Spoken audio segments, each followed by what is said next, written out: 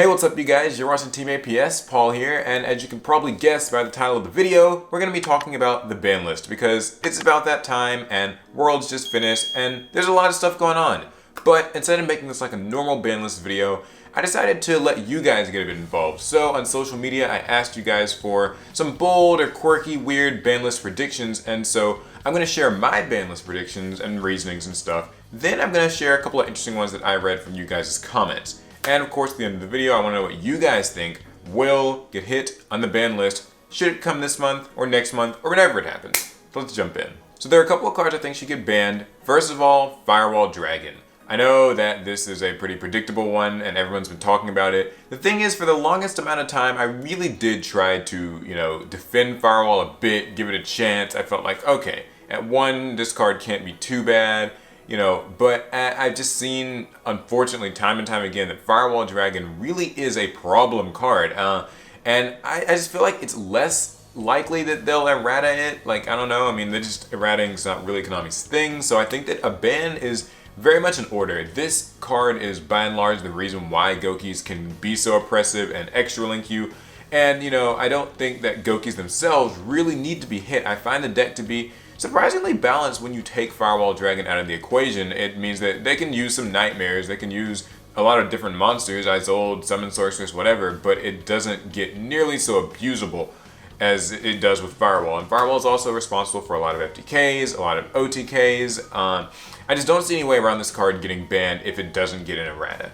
The next thing I think should get banned, and this is just a small one, are Toon Cannon Soldier, Amazoness Archer. All three of those cards and any similar cards that I might have missed, they should all go.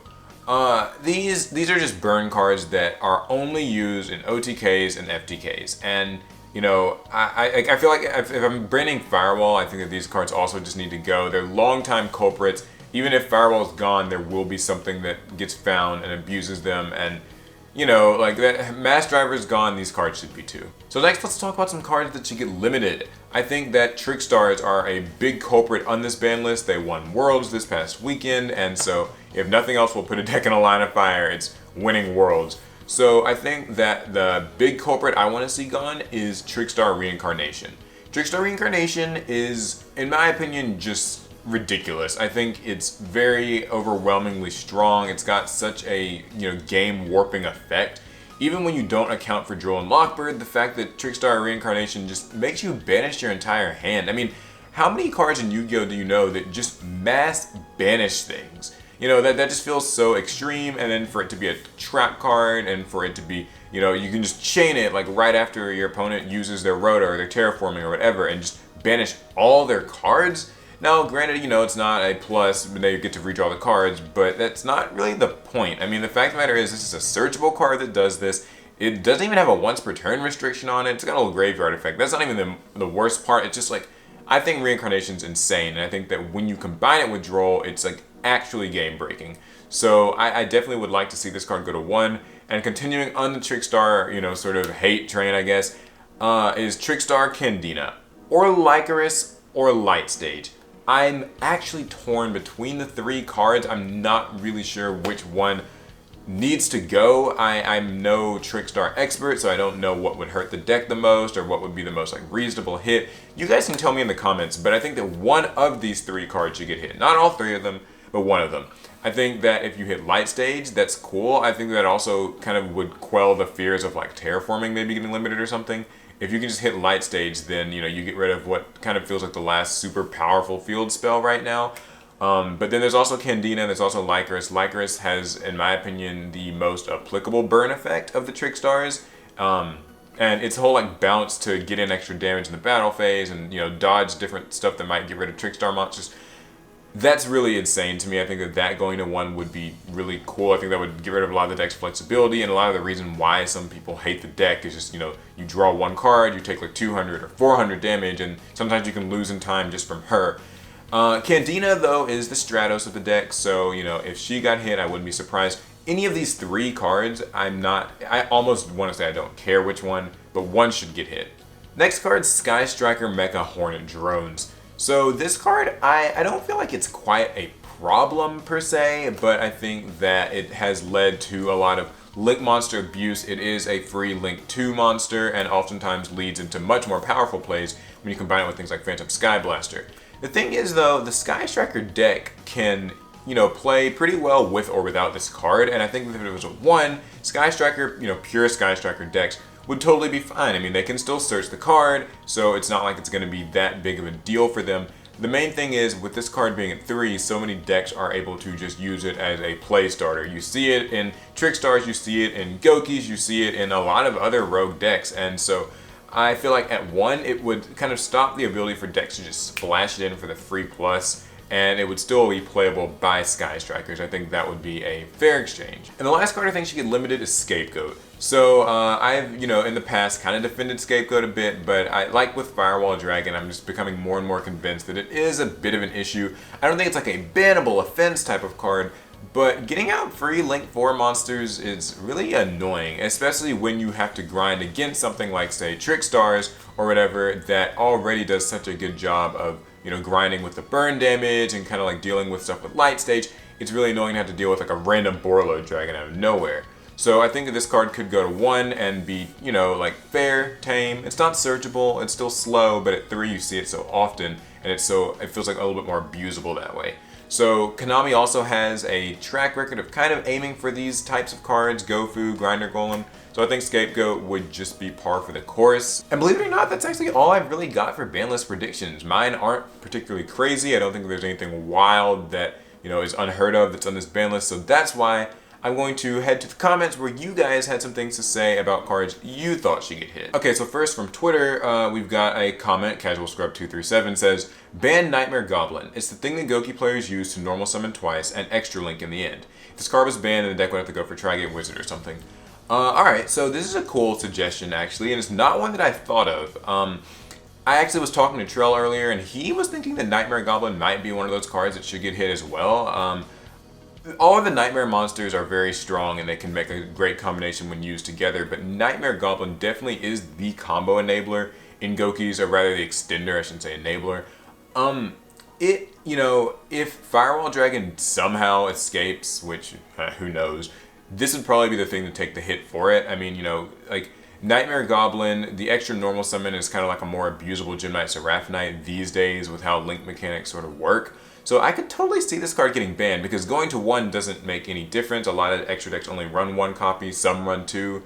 So yeah, I mean, Nightmare Goblin, I think it makes sense. I do want to know what you guys think about that. I feel Firewall would be enough to hamper Gokis, but this, I wouldn't complain if this happened either. Next comment, I could see maybe Ash going to 2, maybe even 1. I don't think it'll get banned.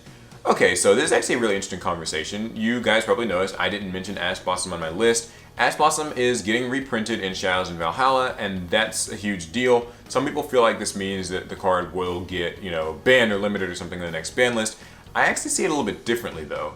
I feel like sometimes when Konami reprints cards like this, it is kind of their way of saying that the card has been normalized. Like, as if it's a part of the game. It has been proven to be balanced enough for just every player to have access to it and for it to just be a normal staple. It's not ban worthy or limit worthy.